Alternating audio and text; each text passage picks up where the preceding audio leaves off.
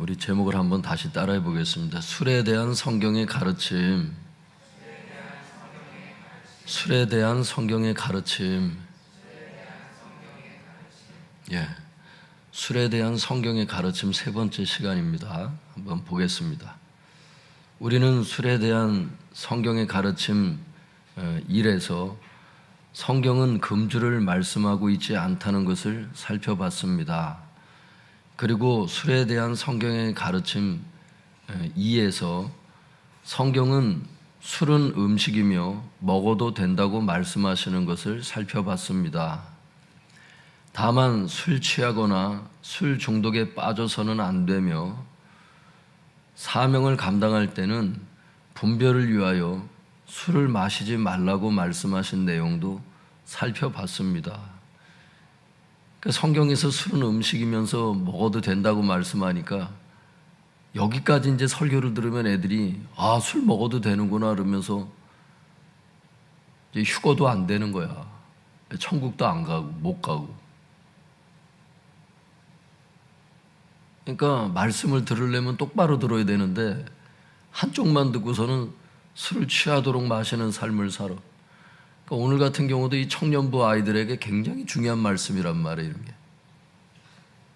그러니까 지금 고3 올라가는 아이들이 이제 당장 술과 담배에 노출이 될 텐데 오늘과 같은 말씀을 듣지 않고 올라가 버리면 어떻게 하겠다는 거예요 도대체. 자식 농사를 망치는 거지 뭐. 이렇게 되는 거예요.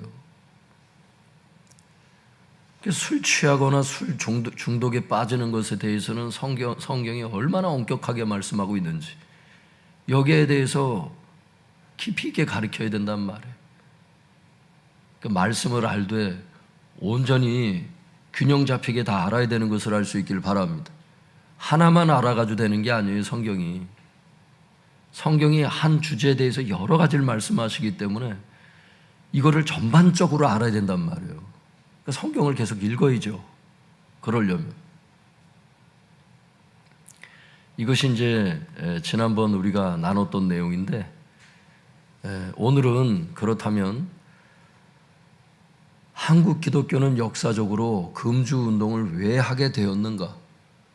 아니, 성경에서 금주를 말씀하고 있지 않다는데 왜 한국의 기독교만 다른 나라에서도 이러진 않아요.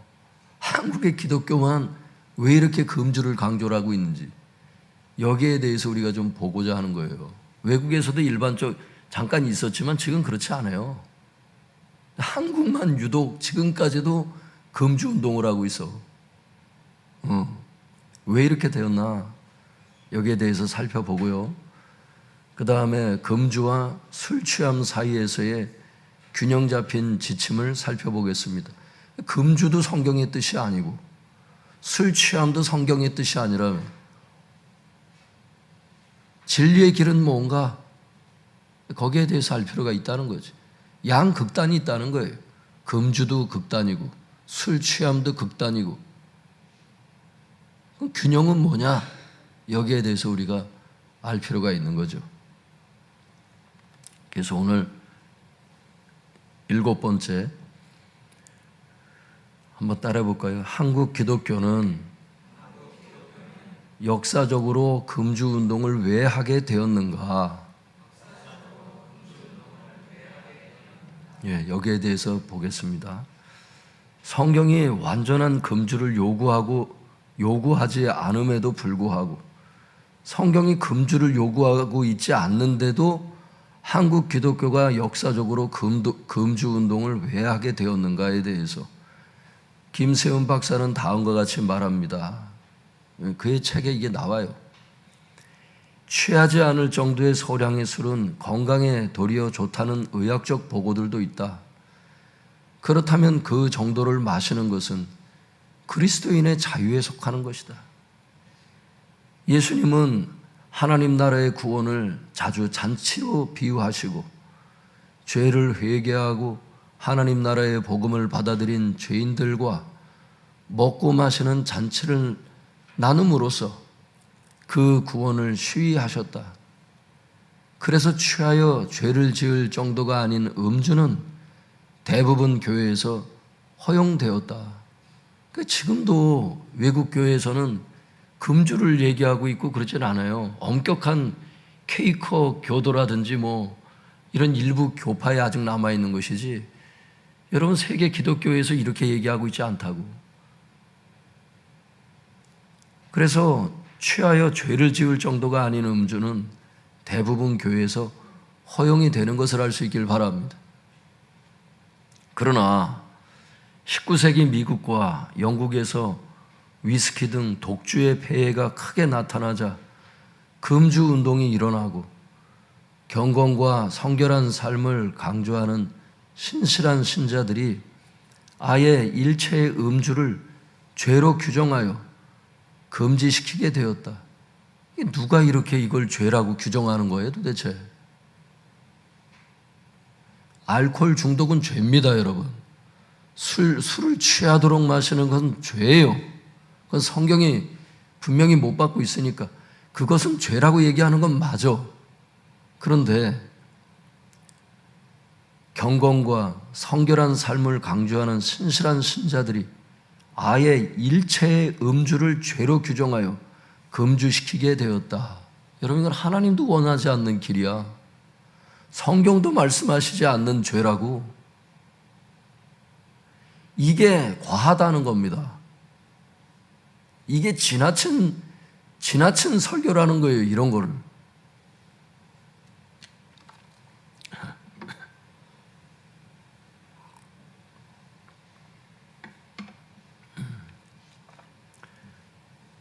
독주의 폐해가 크게 나타나니까 이제 신실한 성도들이 이렇게 이런 운동을 일으켰어. 19세기 말 20세기 초의 신앙 부흥 운동과 세계 선교 운동은 그런 경건주의적 신앙을 가진 사람들이 주도하였다. 그러니까 알코올 중독자가 너무 많으니까 하나님께서 일시적으로 이런 사람들도 쓴 게 아닌가 싶어요, 저는. 그러나 이게 다는 아니라는 거지, 분명히. 그 무렵 한국에 선교하러 온 개신교 선교사들도 그런 태도를 가지고 있었다. 그러니까 이런 사람들의 이런 사고방식을 배운 거예요, 우리 한국의 초기 선교사들이.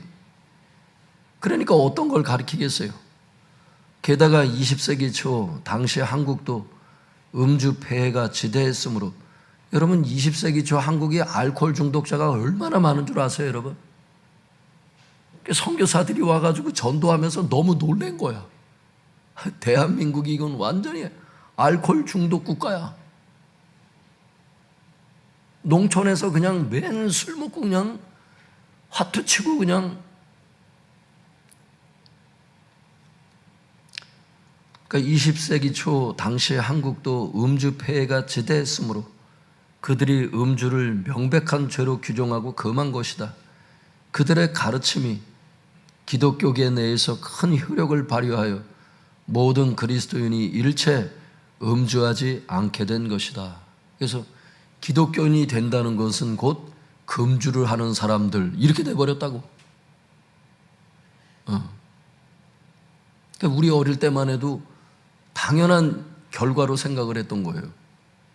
기독교인이 술을 마시면 전 나이론 신자라고 이렇게 말을 했었습니다, 여러분.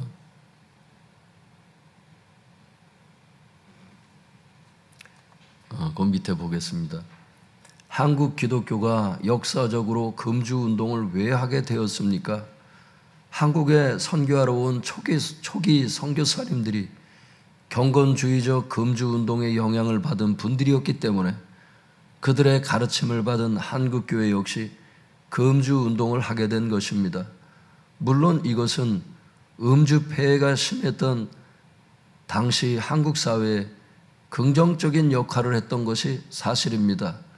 그러나 많은 그리스도인들이 성경에서 요구하는 것보다 더 요구하는 율법주의에 빠져서 하나님께서 주신 음식의 자유를 누리지 못했던 것도 사실입니다. 여러분, 저는 그렇게 생각해요.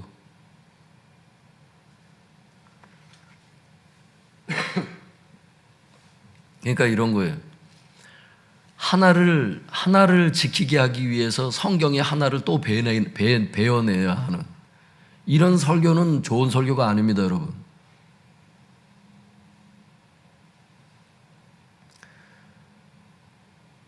그러니까 오늘 같은 이런 설교를 예를 들어서 한다를 때, 그러니까 성도들이 이렇게 설교를 하면 혹시 술을 취하도록 마시고 알코올 중독에 걸리는 그런 성도 있지 않을까? 술에 대해서 음식이라 그러니까 이거 그렇게 막 나가는 성도들이 있지 않을까? 그래서 이거 천국 못 가는 성도, 휴고 못 되는 성도 있는 거 아닐까? 이걸 두려워해가지고 오히려 술에 대한 설교를 하질 않아. 여러분, 구더기가 무서워서 장을 담궈 먹지 말아야 됩니까? 다 얘기를 해주면 되잖아. 다.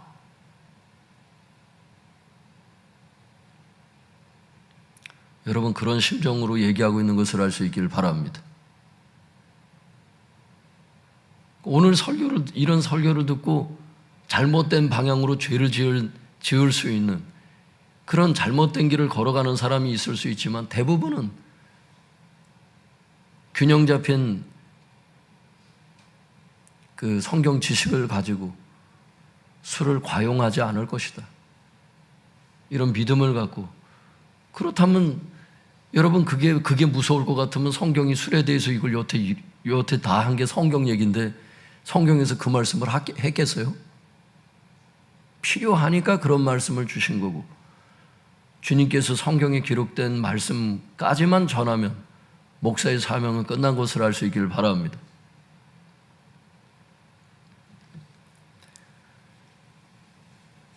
선교사님들이 훌륭한 건 맞지만 이 술에 대한 가르침은 너무 지나치게 했다. 그런데 이해는 된다. 왜? 당시 조선 사회가 굉장한 알코올 피해 입고 있었기 때문에 폐해가 심했던 상황이었기 때문에 아마 그 알코올 중독자에 대해서 먹지 말아라. 요 정도 얘기했으면 맞는데 전체 분위기 다 그냥 술에 대해서 이런 개념을 갖고 살다 보니까 일시적으로 하나님께서 그런 선교사님들을 쓰신 게 아닌가. 그렇게 저는 이해하고 싶습니다. 이분들을 뭐 다 나쁘다 얘기할 수 없으니까. 근데 어쨌든 술에 대한 바른 진리가 전해진 건 아닙니다. 왜곡된 과한 가르침을 한 거예요. 술 마시는 건 죄고 금주를 해야 된다. 그러면서 성경적인 근거를 갖다가 막 얘기를 하는데 사실은 성경에서 얘기하는 그 근거 구절이 아닌데 앞에서 다 찾아봤잖아요. 그런 근거 구절이 아니야. 그거는 술을 과용하는 사람들에 대해서 그렇게 하지 말라고 했던 말씀들이지. 그러니까 여러분, 한국 기독교가 그래서 금주가 시작된 것을 알 수 있기를 바랍니다. 지금도 여기에 빠져 있어요. 그렇기 때문에 권사님이, 안수 집사님이, 장로님이, 목사가 같이 어울려서 여러분 위스키를 마시면은 여러분 시험에 드는 것을 알 수 있기를 바랍니다. 그러니까 다음 설교가 필요한 거야. 내 자유로 행하지 말라는 거예요. 성경이 또 다른 가르침. 사도 바울 자신이 음식에 대해서 두 군데 얘기를 하고 예수님도 또 한 군데 말씀하신 게 있다고. 그런 말씀들이 있다 좀 볼게요. 8번째 같이 읽겠습니다. 시작. 금주와 술 취함 사이에서의 균형 잡힌 지침. 금주도 아니고 술 취함도 아닌데 그러면 균형은 뭐냐?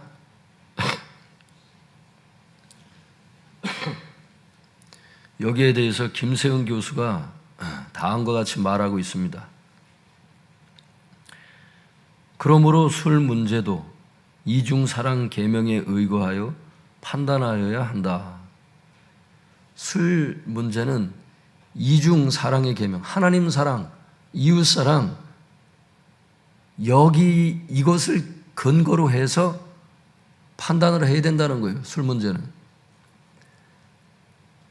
술을 취하도록 마시어 정신이 혼미해져서 이웃과 싸우고 처자식에게 불행을 가져다 주는 행위는 이웃사랑의 계명을 어기는 죄다.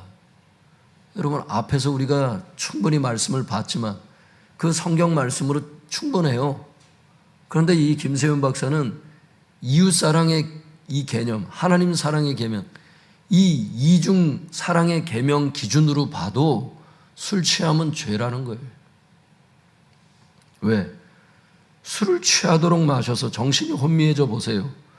그 이웃과 싸우고 처자식에게 불행을 가져다 주는, 술 먹고 들어오면 매끈 때려부시고 그냥 엄마하고 싸우고 그러면 애들은 전쟁 난 정도의 그런 폐해를 입는답니다. 아이들이 그 느끼는 공포감은. 그런 집에서 계속 커보세요, 애들이. 나중에 여러분 결혼도 하기 싫어해. 그런 집안에서 큰 애들은. 그 아버지가 술을 제대로 먹는 겁니까? 그런 어머니가 술을 제대로 교육하고 있는 거예요, 자식에게? 나중에 비혼주의자가 되어서 결혼도 하기 싫어하는 이런 자녀들로 만들어 놓는 것이 과연 부모의 뜻입니까? 그게 잘하는 거예요, 부모가? 그게 뭐예요?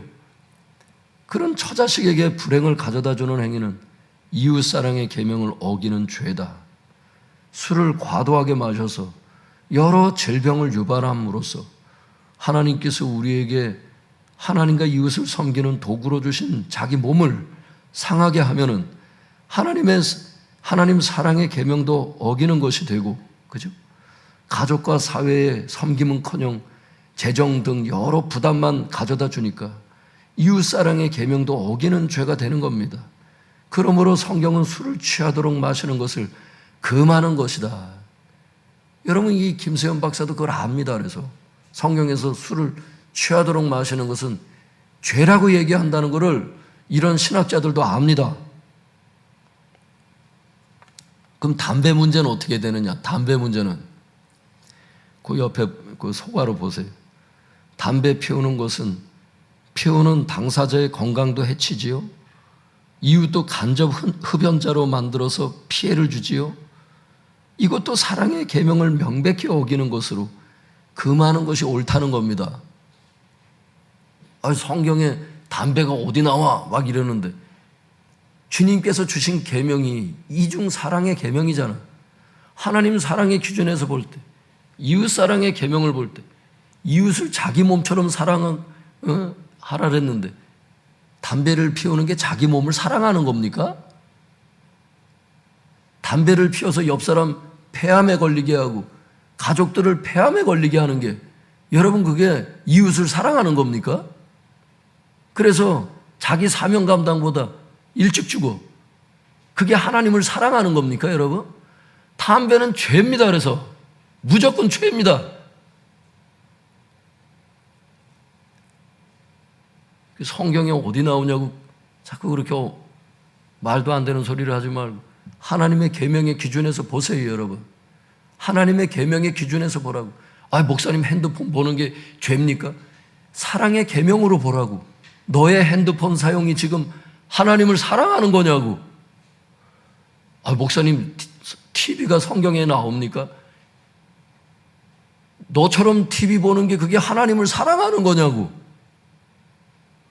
인터넷이 TV에 나옵니까? 너처럼 그렇게 인터넷을 동영상을 너처럼 그렇게 보는 게 그게 하나님을 사랑하는 거냐고. 성경에 나오지 않아서 아디아포라, 해도 되고 안 해도 되고의 그런 질문들이 우리 인생 가운데 많이 있겠죠. 문화생활과 여가생활 가운데 낚시가 성경에 나옵니까? 하나님 사랑과 이웃 사랑의 위배가 되는지를 보라는 거예요. 모든 문화생활은 이거로 보는 겁니다. 하나님 사랑과 이웃 사랑의 기준으로. 목사님 나는 낚시를 하고 싶어서 주일 예배를 빠졌습니다. 성경에 낚시를 그렇게 하라는 기준은 없지만 너의 낚시 사랑이 하나님 사랑을 능가했다. 그런 너에게 있어서 낚시는 죄다 말할 수 있다는 겁니다. 하나님을 사랑하는데 어느 정도로 사랑해야 되느냐, 그 기준이 마음을 다하래요. 마음속에 마음과 생각 다 해서 하나님을 사랑하라. 성품을 다하래. 화내고 막 혈기내고 짜증내고 하는 그 성품 있잖아. 그 성품을 다해서 하나님을 사랑하래. 마음을 다하래. 성품을 다하래. 뜻을 다하래. 나의 의지를 다하래. 죄짓고 싶은 그 의지의 순간에도 뜻을 다해서 하나님을 사랑했느냐. 그게 기준이라는 겁니다. 내가 하나님을 사랑하고 있는지. 그게 기준이라는 거예요. 기준이 없으면 내가 하나님을 다 사랑한다고 생각해. 근데 성경이 기준이야. 기준을 딱 펴놓으면 내가 어느 정도로 하나님을 사랑하고 내가 하나님을 사랑하지 않는지 이게 다 드러나는 겁니다.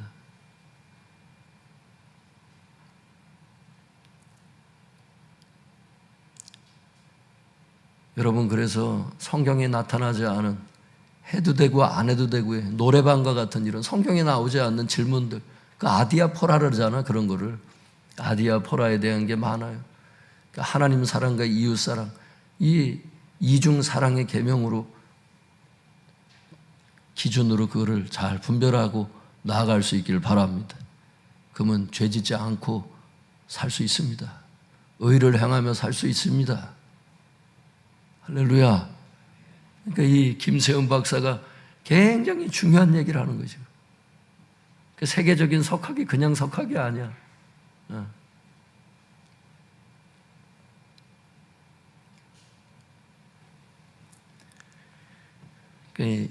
이 책을 내가 여러분들한테 소개를 안 했고, 이분의 이 각주에 이제 이분 책을 소개했는데 이걸 교회에도 갖다 놓지를 안 했어.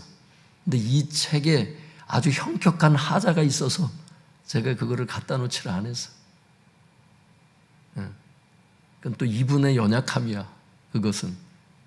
그래서 내가 여러분에게 이 책을 소개하지 않았던 겁니다. 훌륭한 책임에도 불구하고. 근데 너무 하자가 큰 게 하나가 있어.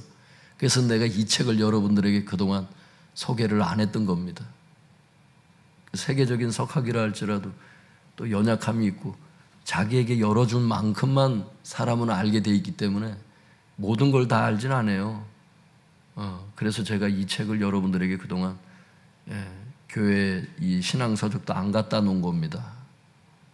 제가 요 필요한 만큼만 여러분에게 맞는 얘기 한 것만 소개를 하고 있으니까 그만큼만 이해하시면 여러분 영혼에 도움이 될 겁니다.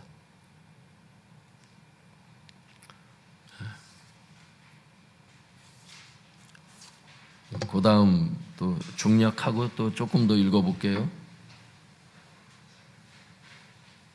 이쪽을 보세요. 교수님이 계속해서 이제 이 균형에 대해서 얘기합니다. 요약컨대 음주 문제는 이중사랑 계명에 비추어 판단해야 한다. 하나님 사랑, 이웃 사랑을 해칠 위험이 많은 과도한 음주는 해서는 안 되지만 건강에 해가 되지 않고 도리어 도움이 되는 정도의 소량의 음주는 그리스도인의 자유에 속한 것이다. 지금 다시 얘기를 해요. 요약컨대 음주 문제는 이중사랑 계명에 비추어 판단해야 된다는 거예요. 하나님 사랑, 이웃 사랑을 해칠 위험이 많은 과도한 음주는 해서는 안 되는 것을 알 수 있기를 바랍니다. 그런데 건강에 해가 되지 않아 도리어 도움이 되는 정도의 소량의 음주는 그리스도인의 자유에 속한다는 게 뭐냐 하면 먹어도 된다는 뜻이에요. 그러나 그런 소량의 음주를 할지라도 이웃과 함께 나누는 상황에서는 직장에, 그러니까 혼자 먹는 게 아니라 다른 사람하고 먹을 때를 얘기를 하는 거예요. 이웃과 함께 나누는 상황에서는 직장에 화기애애한 분위기나 친구들 간의 우애 증진에 도움이 될 때는 마시는 것이 좋아요. 좋은데 그리스도인은 절대 음주해서는 안 된다고 믿는 그 선교사님들의 영향을 받아서 지금도 그렇게 생각하는 그런 믿음이 약한 형제가 같이 술자리에 있을 수 있거든요. 안수 집사가, 권사가, 집사가, 목사가 술 먹는 모습을 보면 실망하고 낙심하는 사람이 그 가운데 있을 수 있거든요. 그렇게 될 때는 그의 믿음에 걸림이 되지 않기 위해서 마시지 않는 게 좋다는 거예요. 오히려 술 마시는 기독교인을 전도도 듣지 않는 불신자도 있을 수 있거든요. 저 사람이 뭘 저래가지고 저게 목사라고 그래. 저렇게 독주를 마시는 저런 자가 무슨 교회에서 집사라고 그래. 저런 사람이 무슨 목사 아들이라고 그래. 이런 소리를 들어서 전도길도 막힐 수 있는 이런 상황이라면 여러분, 술자리에 있다 할지라도 여러분 안 마시는 게 덕스럽다는 거예요. 성경에 그게 나와요. 그의 믿음에 걸림돌이 되지 않기 위해서 마시지 않는 것이 좋다 이렇게 돼 있지만 마시지 말라고 성경이 돼 있습니다. 이따가 찾아볼라래 그거를. 9번에서 전자도 후자도 다 이웃사랑의 계명을 지킨다는 정신으로 행해야 한다. 그러니까 다 이웃사랑의 개념에서, 먹는 것도 이웃사랑의 개념에서, 안 먹는 것도 이웃사랑의 개념에서 해야 된다는 거예요. 믿습니까? 이런 분별력이 있어야 되는 거예요. 이 시대의 성도에게는. 그 밑에 볼게요. 교수님이 말하는 금주와 술 취함 사이에서의 균형 잡힌 지침은 무엇입니까? 건강에 도움이 되고 이웃과의 관계에 도움이 되는 술 취하지 않는 범위 내에서의 소량의 음주는 괜찮다는 거예요.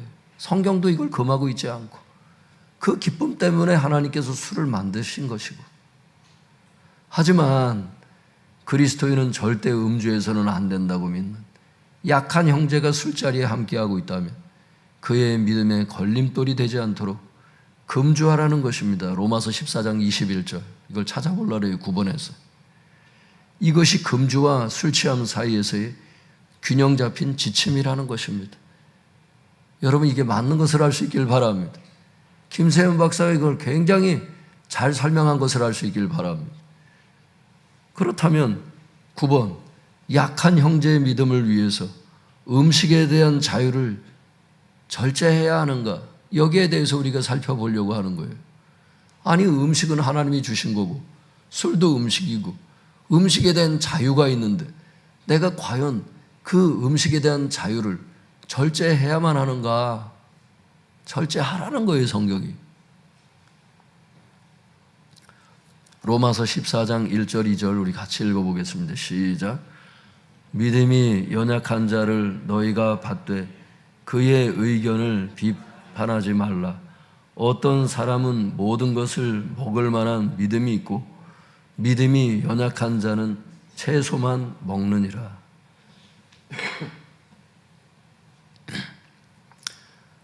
1절에 보면은 성도님들이 이럴 말씀이 있죠. 믿음이 연약한 자의 의견을 비판하지 말래요. 믿음이 연약한 자. 여기서 믿음이 연약한 자라는 것은 2절에 설명해요. 믿음이 연약한 자는 채소만 먹느니라. 그러니까 모든 음식을 먹질 못하고 어떤 것은 먹지 말아야 된다고 생각하는 그런 믿음이 연약한 자를 얘기를 하는 거예요. 성경 지식이 부족한. 그러니까 이런 사람이 로마 교회에 있었다는 거예요.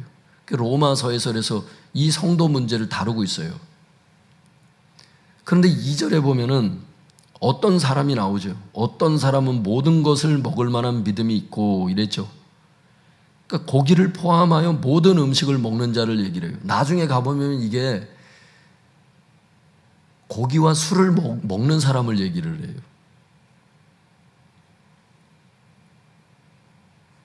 술은 먹으면 안 된다고 믿는 그런 사람을 믿음이 연약한 자라고 얘기를 하고, 모든 음식은 먹을 수 있다고 생각하는 사람이 믿음이 강한 자고 그래요. 목사님 2절에 어떤 사람이라 그랬지 믿음이 강한 자라고 어디 나옵니까? 거기 이제 밑에 보세요. 여기서 어떤 사람이란 믿음이 연약한 자에 대한 반대 개념으로 쓰였기 때문에, 문맥에서 그렇게 쓰였기 때문에 어떤 사람이란 믿음이 강한 자임을 알 수 있죠. 근데 그 어떤 사람은 모든 것을 먹을 만한 믿음이 있어. 술도 먹고 고기도 먹고. 그런데 경건한 것처럼 보이는데, 술은 경건한 자가 어떻게 마셔? 고기를 어떻게 먹어? 이렇게 얘기하는 사람이 실제로는 경건한 게 아니고 믿음이 약한 자라는 거예요.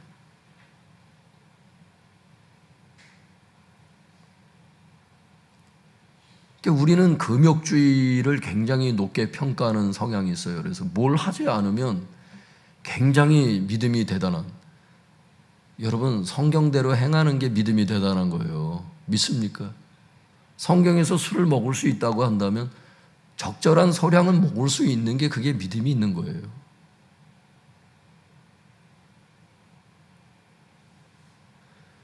성경에서 요구하지도 않는 기준을 가지고 금욕하며, 예전에 그래서 SNF하는 여러분 혼인을 금했잖아요. 너무 경건하게 살던 사람들이기 때문에 경건이라는 이름을 가지고 혼인은 악하다는 거예요. 그리고 자기들만 따로 공동체를 이뤄가지고 신앙생활 했잖아요. 그런데 결혼하지 않고 애를 낳지 않으니까 어떻게 해요? 그냥 그 사람들이 그 공동체가 없어졌잖아요. 그게 경건이에요? 혼인을 금하고 어떤 음식은 먹지 말아야 한다고 주장하는, 그게 여러분 귀신의 가르침이라고 디모데전서에 나오죠. 금욕이 다 좋은 게 아니에요, 여러분. 금욕주의가 다 좋은 게 아니에요. 돈도 그래. 돈을 사랑함이 일만하게 뿌리가 되니까 돈은 나쁜 것이다. 돈은 중립적인 겁니다. 사용하는 사람의 마음 상태에 따라 악해질 수도 있고 선하게 사용될 수도 있는, 악하게 사용될 수 있으니까 돈은 그러면 벌면 안 됩니까? 그와 똑같은 거예요. 술에 대한 것도 그렇고 결혼에 대한 것도 그렇고 균형을 잘 유지하면 되는 것이지 뭐든지 과하게 가면 안 된다. 믿습니까?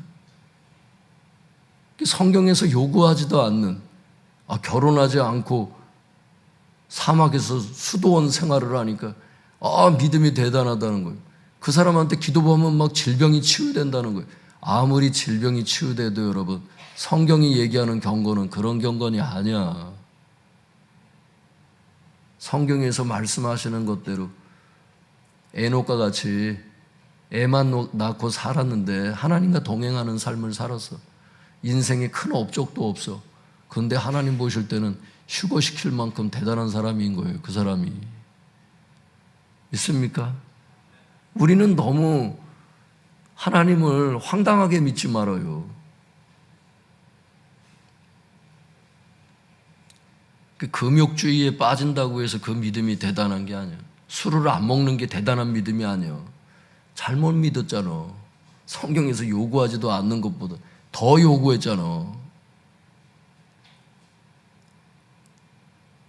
그래서 여러분, 양화진을, 제가 애들 어리 그럴 때 선교사님 묘지가 양화진에 있잖아요. 거기 애들 내가 한 2번을 데려갔고 선교사님들 묘지를 바라보면서, 그 선교사님들 애기 죽은 묘도 다 있잖아요. 요만하잖아, 애들 죽은 거는.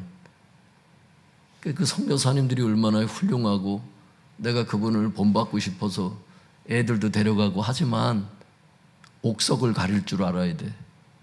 어떤 건 잘 가르친 거고 어떤 경우는 비성경적인 거고, 이걸 잘 구분해서 그분의 훌륭한 점만 배우면 되는 거예요. 완벽한 인간은 없으니까. 믿습니까? 그런데 금주를 요구한 것은 과한 조치였다. 말씀드릴 수가 있습니다. 그 밑에 볼게요.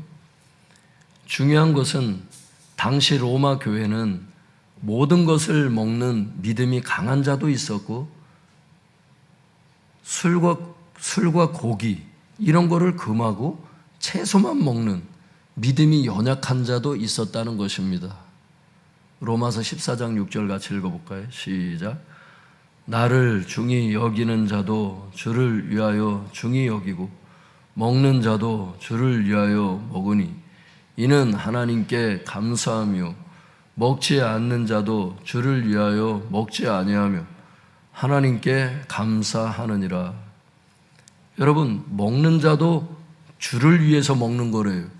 여러분, 고기와 술을 먹는 사람들도 주를 위해서 먹었던 그런 로마 교회 성도들이 있었던 것을 알 수 있기를 바랍니다. 이들이 믿음이 강한 자죠. 근데 먹지 않는 사람, 그러니까 술과 고기는 먹지 않고 술을 죄악시하면서 고기를 죄악시하면서 그 먹지 않았던 사람도 주님을 위해서 먹지 않았던 것을 알 수 있기를 바랍니다. 그 밑에 볼게요. 모든 것을 먹든 술과 고기는 먹지 않고 채소만 먹든 로마 교회 성도님들은 주를 위하여 그렇게 결정한 것이라고 말씀합니다. 이것은 음식에 대한 동기를 말씀하고 있는 겁니다. 즉 믿음의 차이가 있을 뿐 모두 주를 위하여 그렇게 결정하고 신앙생활을 했다는 것입니다. 그러니 서로 비판하지 말라고 하는 것이 3절에 있어요. 여러분, 그러니까 술을 먹는 사람을 비판하지 말고, 그러니까 여기서 술을 먹는다는 것은 취하도록 마시는 걸 얘기하는 게 아니에요. 적절한 소량의 음주를 하는 사람을 비판하지 말고, 또 아직 성경 지식이 없어서 술을 금주하는 성도가 있다면 그 사람도 비판하지 않길 바랍니다. 왜? 다 주님을 위해서 그렇게 하는 거예요. 믿음의 차이가 있다는 거예요. 그러니까 서로 비판하지 말라는 겁니다, 성경이. 그러니까 오늘 여러분들이 이런 설교를 들었다고 해서 다른 교회에 다니는 성도님들 붙잡고 말싸움하지 않길 바랍니다. 그렇게 하지 말라는 거예요. 그리스도 안에서 우리가 다 형제고 자매인데 성경 지식에 약간의 성경 지식의 차이가 있다고 해서 그걸 가지고 잘난 척을 하고 교만을 떨게 되면은 형제에게 죄를 짓는 것을 알 수 있길 바랍니다. 주님이 원치 않는다고 나와요. 이거 주님이 원치 않아요. 하나님의 성경 지식을 갖고 여러분 초기 선교사님들하고 싸우겠어? 옥석을 가리면 되는 자리니까 여기서는 얘기를 하지만 나가서 그럴 필요 없단 말이에요. 우리끼리 얘기하고 끝내면 되는 겁니다. 계속 이어지는 말씀이지요. 지금 문맥을 파악하려고 여러분 작은 키포인트로 제가 읽는 겁니다. 이렇게 필요한 것만. 로마서 14장이 이걸 얘기하고 있기 때문에 전체를 얘기를 하면 시간이 넘어가니까 문맥을 파악하기 위해서 이렇게 스킵식으로 이렇게 보는 겁니다. 14절, 15절도 읽어보겠습니다. 시작. 내가 주 예수 안에서 알고 확신하노니 무엇이든지 스스로 속된 것이 없으되 다만 속되게 여기는 그 사람에게는 속되니라.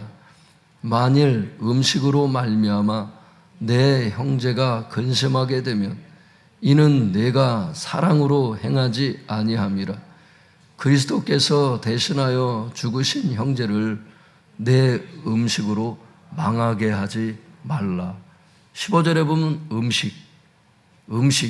음식에 대해서 얘기하죠. 그 14절, 15절이 다 음식에 대한 것을 지금 계속 얘기하고 있다는 걸 알 수가 있어요.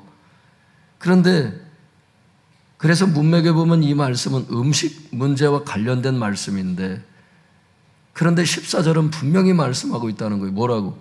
무엇이든지 스스로 속된 것은 없으되 이렇게. 무엇이든지 스스로 속된 것이 없다는 게 무슨 뜻일까?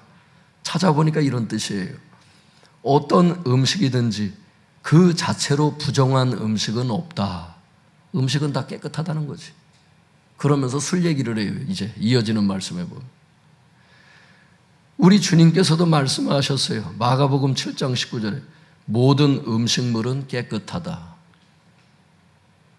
여러분 따라해 볼까요? 모든 음식물은 깨끗하다. 그게 마가복음 7장 19절에 있어. 그런데 사도 바울도 로마서 14장 14절에서 무엇이든지 스스로 속된 음식은 없대. 어떤 음식이든지 그 자체로 부정한 음식은 없다는 뜻이에요. 다 같은 말씀입니다. 주님과 같은 말씀이에요. 다음 말씀에 보면 술도 마찬가지라는 거예요. 그 다음 말씀 읽어보겠습니다. 20절 21절 시작. 음식으로 말미암아 하나님의 사업을 무너지게 하지 말라. 만물이 다 깨끗하되 꺼리낌으로 먹는 사람에게는 악한 것이라. 고기도 먹지 아니하고 포도주도 마시지 아니하고 무엇이든지 내 형제로 꺼리끼게 하는 일을 아니함이 아름다우니라. 여러분 주석이 20절에 대해서 뭐라고 얘기했는지 보세요. 그 20절 먼저 여러분 한번 보세요. 그 위에 20절. 음식으로 말미암아 하나님의 사업을 무너지게 하지 말라면서 만물이 다 깨끗하다. 음식에 관한 한 만물이 다 깨끗하다. 다 먹을 수 있다 이런 뜻입니다. 근데 꺼리낌으로 먹는 사람이 있잖아. 아까 계속 얘기하지만 고기 먹지 않고 술 먹지 않는 꺼리낌으로 먹는 사람에게는 악하지. 그런데 하나님이 만드신 만물은 음식에 관한 한 다 깨끗하다는 거예요. 그런데 뭐예요? 21절에 형제가 걸림돌에 걸려서 넘어지게 생겼어. 그럴 경우는 어떻게 하라고? 고기도 먹지 않고 포도주도 마시지 말고 무엇이든지 내 형제가 걸려 넘어지게 하지 않는 게 아름답다. 이 얘기를 하는 겁니다. 주석이 이걸 제대로 해석을 했어요. 주석 20절에 대한 주석 내용 제가 읽어드릴 테니까 보세요. 만물이 다 정화돼 라고 주장하는 사람들은 믿음이 강한 사람들이요. 그죠? 음식에 관한 한 만물이 다 깨끗하니까 술도 먹고 고기도 먹는 사람이 믿음이 강한 사람이라는 거예요. 성경 지식이 있으니까 이 사람은. 그런데 꺼리낌으로 먹는 사람은 믿음이 약한 자죠. 술을 내가 어떻게 먹을 수 있어? 고기를 내가 어떻게 먹을 수 있어? 로마 교회 성도들 중에 그런 사람이 있었기 때문에 사도 바울이 지금 로마서를 썼잖아요. 그렇게 술과 고기를 꺼리낌으로 먹는 사람은 믿음이 약한 사람이라는 거예요. 한편 본절에는 그동안 계속 감춰왔던 음식 문제가 바로 고기와 포도주 문제였음이 노출되어 있다는 거예요. 그동안 계속 로마 교회에 음식 문제가 있었다 그랬잖아. 서로 비판하지 말라고. 그게 이 21절에 와서 고기하고 포도주 문제였다는 게 밝혀졌다는 겁니다. 제가 미리 설명한 거예요. 그래서 여러분들에게. 그런데 바울은 어때요? 바울은 모든 것을 먹을 만한 믿음이 있지. 그래서 바울은 어때요? 포도주도 마셨잖아. 고기도 먹었잖아, 바울은. 그죠? 근데 바울은 어떻게 했어? 바울은 비록 믿음이 강하여 음식에 대해 개의치 아니한 자였으나, 그러니까 포도주도 먹고 고기도 먹는 사람이었으나, 실제 생활에 있어서는 믿음이 약한 형제를 위한 절제를 몸소 실천해 보여주었다. 고린도전서 8장 9절에서 13절에 보면은, 그래서 여러분 어때요? 제사 음식 먹는 사람들이 있어. 사도 바울은 모든 음식이 깨끗하기 때문에 다 먹었지, 이 사람은. 근데 시장에 고린도 교회가 다 고린도 도시라고 하는 거기가 다 우상 숭배가 가득했거든요. 그러니까 시중에 나와서 파는 고기들은 다 우상 제물로 바쳐진 고기였거든요, 그때 당시. 근데 사도 바울이 그러거든요. 나의 양심을 위해서 제사 음식이었는지 묻지 말고 그냥 사 먹어라 이렇게 돼 있어요, 성경에. 그런데 어떤 사람은 제사 음식을 어떻게 먹어? 이런 사람이 있거든요. 그런 연약한 형제가 있을 때는 사도 바울이 어떻게 했다고요? 고기를 안 먹었다고 성경에 나와요. 그게 고린도전서 8장에 나오는 그 얘기입니다. 그것처럼 술과 고기 문제도 이렇게 절제하라는 거예요. 그 믿음이 연약한 형제가 있을 때는. 이게 이웃사랑이죠. 완전한 사랑인 것을 알 수 있길 바랍니다. 자기 혼자만 생각 안 했어요, 사도 바울은. 다른 사람이 믿음이 걸림이 되든 말든 무슨 상관이 있냐고. 음식에 대한 자유가 나한테 있는데 이러고 함부로 행동하고. 그런 사람은 자기만 생각하는 사람이에요. 사랑을 몰라, 이런 사람은.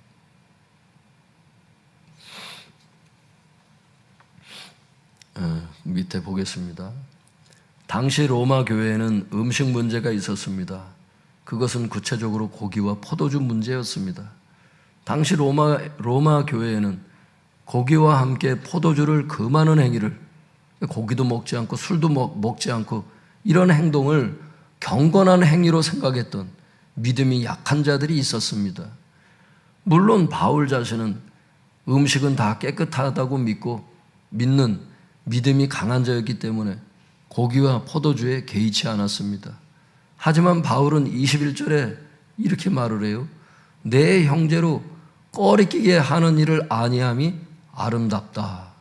꺼리끼게라고 하는 단어를 찾아보면 걸려 넘어지게 이렇게 돼 있어요. 원어를 찾아보면 그렇게 돼 있어요. 네 형제로 걸려 넘어지게 하는 일을 안 하는 게 아름다운 거라는 거예요. 즉 그런 형제 앞에서는 술 먹지 말라는 겁니다. 즉 믿음이 약한 형제가 시험 들지 않도록 음식에 대한 자유를 절제하라는 겁니다. 그게 제사 음식이든 술 문제든 고기 문제든. 예를 들면 그리스도인은 절대 음주해서는 안 된다고 믿는 믿음이 약한 형제가 술자리에 함께하고 있어요. 그러면 그의 믿음에 걸림돌이 되지 않도록 금주하라는 것입니다. 이처럼 우리는 약한 형제의 믿음을 위하여 스스로 음식에 대한 자유를 절제할 수 있어야 합니다. 믿습니까? 여러분들은 이런 사람들 될 수 있길 바랍니다.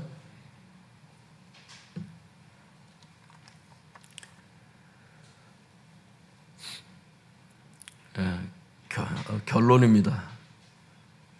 한국 기독교가 역사적으로 금주 운동을 하게 된 것은 초기 한국 선교사님들의 가르침을 받아 금주 운동을 하게 된 것이지 성경이 금주를 말씀하고 있기 때문에 금주 운동을 하게 된 것이 아닙니다. 오히려 성경은 술은 음식이며 먹어도 된다고 말씀하십니다. 이건 앞에서 계속 찾아봤으니까 볼 필요 없고요. 다만 술 취하거나 술 중독에 빠져서는 안 되며 사명을 감당할 때는 분별을 위하여 술을 마시지 말라고 말씀하십니다.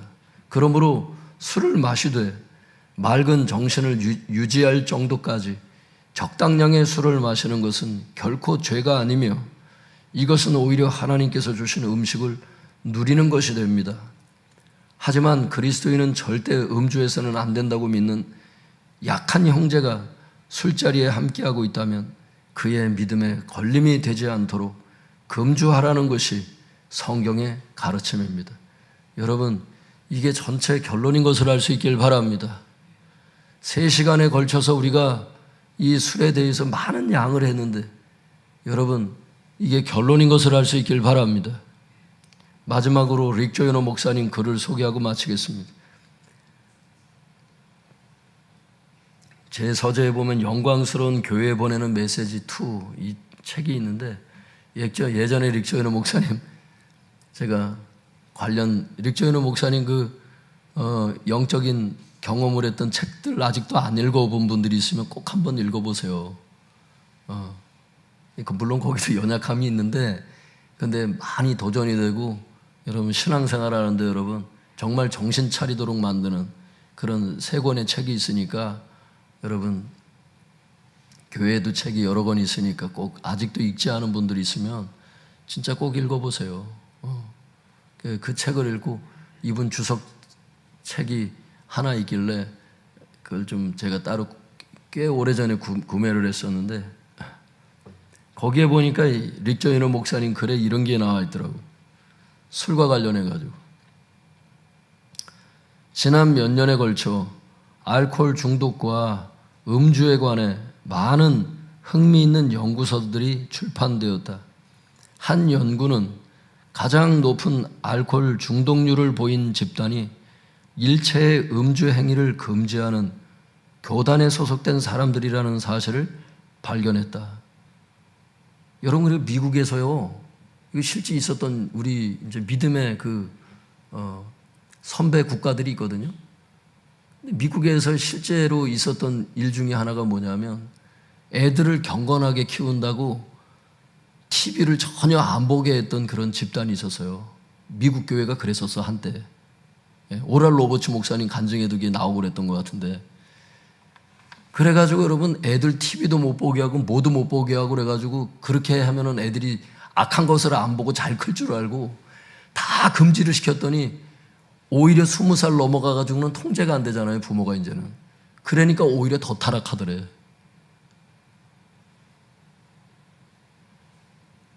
그러니까 TV를 못 보게 할 게 아니라 TV를 어떻게 긍정적인 것을 잘 분별해서 봐야 하는지를 가르쳐 줬어야 되고, 핸드폰을 금지시키는 것만 지금 당장 애가 뭐 너무 힘들다 그러면 당장 금지시키는 기간도 물론 필요하다고 봐요.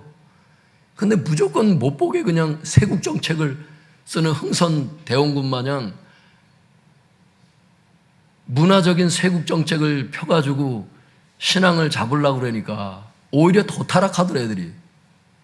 술도 그랬다는 거예요, 술도. 금주를 시키는 교단 사람들이 알코올 중독률이 제일 높답니다, 여러분. 미국에서.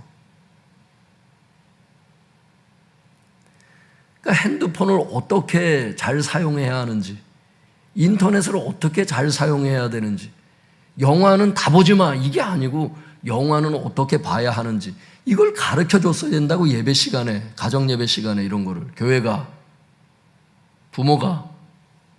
근데 무조건 다 막아놓으니까, 대학 딱 들어가가지고 애들이 세상이 다 열리니까 오히려 더 죄를 이기는 방법을 모르는 거예요, 애들이.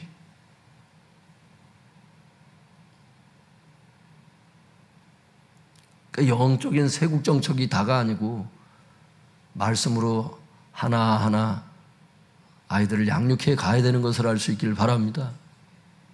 그 얘기를 하는 거예요, 지금 목사님이. 미국에서 있었던 일을. 가장 높은 알코올 중독률을 보인 집단이 일체의 음주 행위를 금지하는 교단에 소속된 사람들이라는 사실을 발견했다. 알코올 중독률이 가장 낮은 집단은 누구냐? 그런 금지가 전혀 없는 유대인들. 그러니까 유대인들은 술을 마시잖아요, 지금도. 예수님도 유대인이었고 사도 바울도 유대인이었고 적절히 마시는 집단이에요, 여기가. 알코올 중독률이 제일 없어. 이것을 언급하는 나의 취지는 명확한 성경적 지침을 넘어서는, 그러니까 성경이 요구하는 것보다 더 요구하는, 인간의 교리와 전통은 의를 이루는 게 아니라는 거예요. 오히려 죄를 유발시키게 된다는 것을 지금 말하고 싶은 것을, 지금 목사님이 그걸 얘기하고 싶은 거예요. 성경이 요구하지도 않는 금주를 강조한다고 해서 더 좋아지는 게 아니라는 겁니다, 여러분. 믿습니까?